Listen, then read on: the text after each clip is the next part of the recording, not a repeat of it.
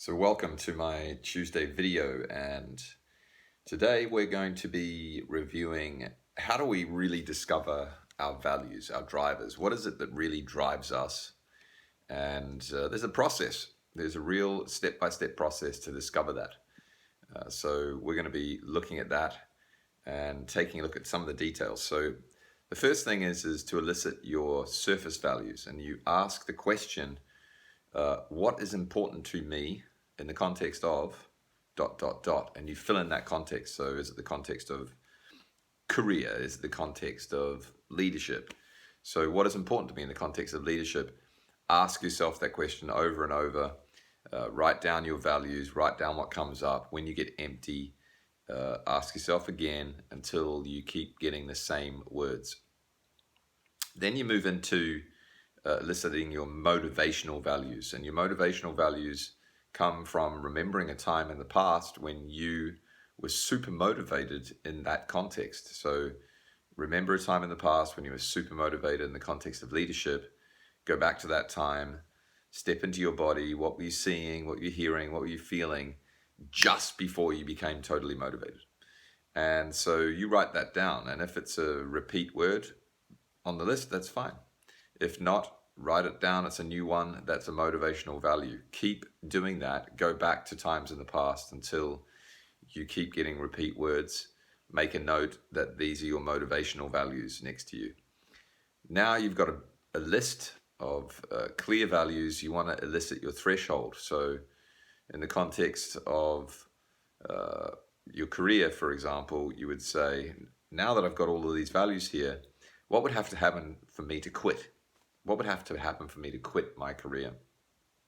And so you write that down and get clear on what it is that is going to support you in leaving. And then what would have to happen to make me return, and put that down as well. From here, you've now got all of your values. You want to rank those values. What is the most important value for you? Down, just rank your top 8. I would say that's the best. Those are the ones that drive you the most. You can also look at if there's any conflict. Are there any values that are conflicting in those top 8? And then you can dive into finding your away froms. And your away froms are really important because they're the motivation that are behind the value itself. And you ask the question, why is this value important to me?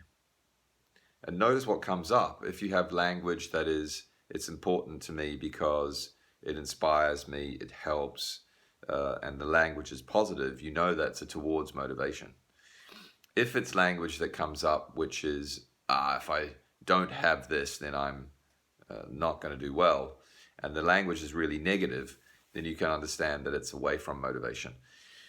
Dive deep into that. When you get an answer, dive deeper and go, why is that important?